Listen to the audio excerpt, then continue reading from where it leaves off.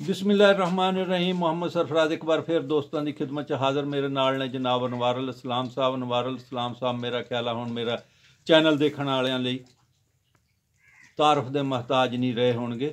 अनवार साहब अस्सलाम वालेकुम। वालेकुम अस्सलाम वरहमतुल्लाहि वबरकातुहू। अनवार साहब जेड़ा डंगर पिछा दिंदे आ ओदी वजह की है तो ओदा इलाज की है?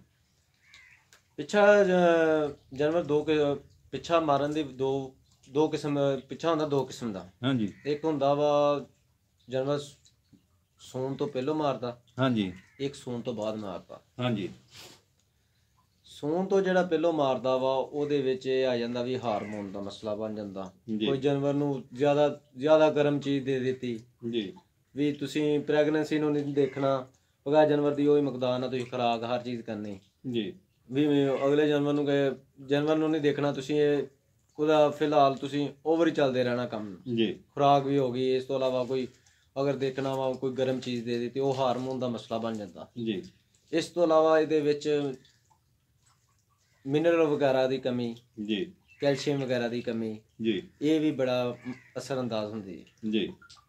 ये जानवर पिछा जिहड़ा है वा वो दो किस्म का वा, एक तो पहलों मारदा एक बाद विच मारदा। ज्यादा जिहड़ा खतरनाक आ वो सून तो बाद जिहड़ा जानवर पिछा मारदा। हाँ जी। अच्छा जी। ਉਹਦੇ ਵਿੱਚ ਇਹ ਹੋ ਜਾਂਦਾ ਵੀ ਜਾਨਵਰ ਜ਼ਿਆਦਾਤਰ ਕੋਈ ਬੱਚੇ ਦਾ ਮਸਲਾ ਹੋ ਗਿਆ, ਜਾਨਵਰ ਜ਼ਿਆਦਾ ਜ਼ੋਰ ਕਰ ਗਿਆ, ਜਾਨਵਰ ਦੇ ਉਹਦੇ ਵਿੱਚ ਬੀਪੀ ਡਾਊਨ ਹੋ ਜਾਂਦਾ ਜਾਨਵਰ ਦਾ ਜ਼ੋਰ ਕਰਨ ਦੀ ਵਜ੍ਹਾ ਤੋਂ ਜੀ। ਮਿਨਰਲ ਵਗੈਰਾ ਦੀ ਕਮੀ ਹੋ ਜਾਂਦੀ ਹੈ, ਕੈਲਸ਼ੀਅਮ ਵਗੈਰਾ ਦੀ ਕਮੀ ਹੋ ਜਾਂਦੀ ਹੈ, ਜਿਹਦੀ ਵਜ੍ਹਾ ਤੋਂ ਜਾਨਵਰ ਪਿੱਛਾ ਬਾਹਰ ਕਰ ਦਿੰਦਾ। ਅੱਛਾ ਜੀ। ਜਾਨਵਰ ਜ਼ੋਰ ਮਾਰਨਾ ਸ਼ੁਰੂ ਕਰ ਦਿੰਦਾ ਜੀ। ਇਨਫੈਕਸ਼ਨ ਦੀ ਵਜ੍ਹਾ ਤੋਂ ਵੀ ਮਸਲਾ ਹੋ ਜਾਂਦਾ, ਅੰਦਰ ਦਾ ਕੋਈ ਨਿਜ਼ਾਮ ਜਿਹਦੀ ਵਜ੍ਹਾ ਤੋਂ ਡਿਸਟਰਬ ਹੁੰਦਾ, ਜਿਹਦੀ ਵਜ੍ਹਾ ਜਾਨਵਰ ਪਿੱਛਾ ਬਾਹਰ ਕਰ ਦਿੰਦਾ। ਅੱਛਾ ਜੀ।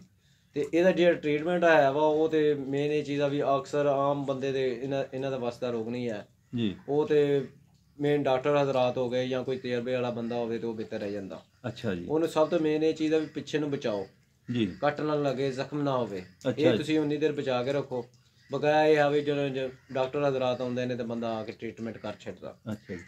ਜਿਹੜਾ ਸੌਣ ਤੋਂ ਪਹਿਲੋਂ ਮਾਰਦਾ ਪਿੱਛਾ ਉਹਦਾ ਜ਼ਿਆਦਾਤਰ ਇਹ ਧਿਆਨ ਕਰਨਾ ਚਾਹੀਦਾ ਵੀ ਜਾਨਵਰ ਦਾ ਜਿਹੜਾ ਬੰਨਣਾ ਵਾ ਤੁਸੀਂ ਉਹ ਬੰਨੋ। ਤੁਸੀਂ ਮਸਲਾ ਅਗਲੀ ਜਿਹੜਾ ਹਿੱਸਾ ਵਾ ਉਹ ਥੋੜਾ ਜਿਹਾ ਨੀਵਾਂ ਹੋਵੇ ਤੇ ਪਿਛਲਾ ਸਾਈਡ ਉੱਚਾ ਹੋਵੇ ਜੀ, ਕਿਉਂਕਿ ਇਹਦੀ ਵਜ੍ਹਾ ਤੋਂ ਜਾਨਵਰ ਦੇ ਪਿੱਛੇ ਦੇ ਵਜ਼ਨ ਨਹੀਂ ਪੈਂਦਾ। ਠੀਕ ਹੈ। ਤੇ ਦੂਸਰਾ ਜਿਹੜਾ ਮਸਲਾ ਬਣ ਜਾਂਦਾ ਵਾ ਕਬਜ਼। ਹਾਂਜੀ। ਜਾਨਵਰ ਨੂੰ ਕਬਜ਼ ਦੀ ਹੋਣ ਦੀ ਵਜ੍ਹਾ ਤੋਂ, ਪੀਐਚ ਦੀ ਵਜ੍ਹਾ ਤੋਂ, ਤਜ਼ਾਬੀਅਤ ਦੀ ਵਜ੍ਹਾ ਤੋਂ ਹੀ ਮਸਲਾ ਬਣ ਜਾਂਦਾ। ਹਾਂਜੀ। ਮੇਨ ਹੁੰਦਾ ਕਬਜ਼ ਜੀ, ਕਬਜ਼ ਦੀ ਵਜ੍ਹਾ ਤੋਂ ਹੀ ਮਸਲਾ ਬਣ ਜਾਂਦਾ। ਅੱਛਾ ਜੀ। ਉਹਦੇ ਵਾਸਤੇ ਤੁਸੀਂ ਉਹਨੂੰ ਉਹਦੀ ਕਬਜ਼ ਕਸ਼ਾ ਚੀਜ਼ ਉਹਨੂੰ ਦਿਓ। ਅੱਛਾ ਜੀ। ਚਵਰਕਾ ਵਗੈਰਾ ਵੀ ਦੇ ਸਕਦੇ ਹੋ, ਮਿੱਠਾ ਸੋਡਾ ਵੀ